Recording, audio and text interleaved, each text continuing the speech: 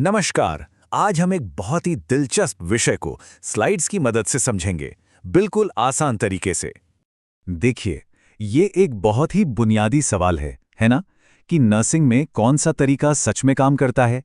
इसी सवाल से ही तो बेहतर स्वास्थ्य सेवाओं की नींव रखी जाती है।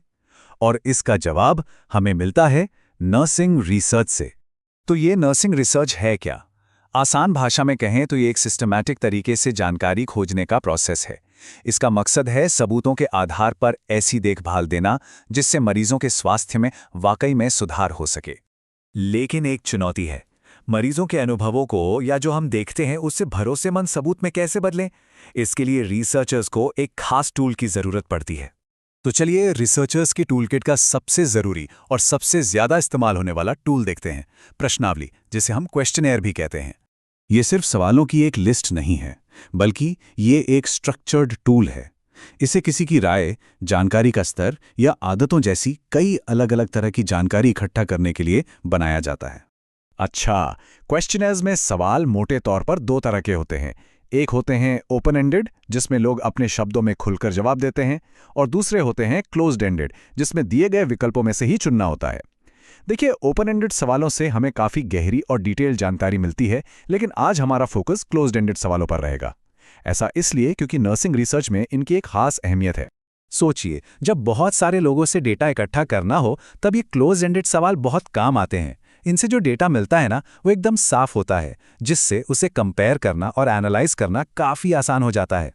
तो चलिए फिर क्लोज्ड एंडेड सवालों की दुनिया में चलते हैं।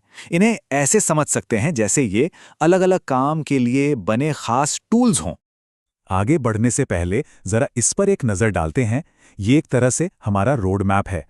इससे एक अंदाज़ा मिल जाता है कि ये सवाल कितने अलग-अलग तरह के हो सकते हैं और हम कौन-कौन से प्रकार देखने वाले हैं। तो हमारी टूलकिट का पहला और सबसे सीधा-साधा टूल है डाइकोटमस सवाल।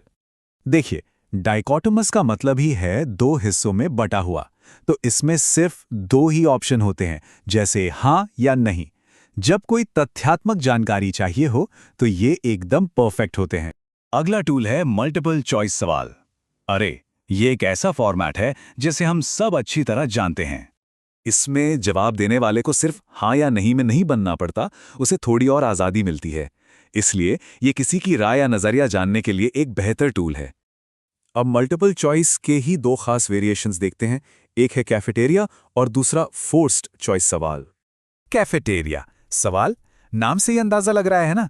जैसे हम कैफेटेरिया में अपना पसंदीदा खाना चुनते हैं, ठीक वैसे ही यहां अपनी पसंद का विकल्प चुनना होता है। दूसरी तरफ है फोर्स्ड चॉइस सवाल। ये क्या करता है? ये पता नहीं या कोई राय नहीं जैसे बीच के रास्ते हटा देता है और एक निश्चित जवाब देने के लिए मजबूर करता है। अब हमारा अगला टूल बहुत ही स्मार्ट है। ये हर जवाब देने वाले के लिए सर्वे में एक अलग रास्ता तैयार करता है। इसे कहते हैं फिल्टर सवाल। इसका लॉजिक अगर तो वाला होता है।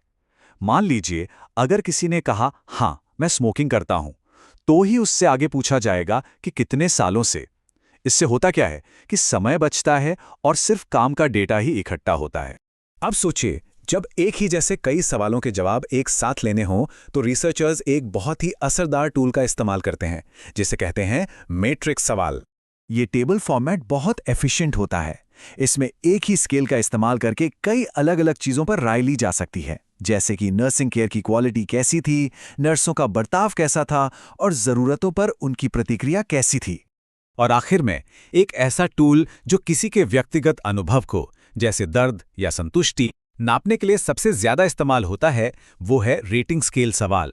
इन्हें लिकर्ट स्केल या विजुअल एनालॉग स्केल भी कहा जाता है। जैसे मरीज से पूछा जाता है कि 0 से 10 के स्केल पर दर्द को रेट करें।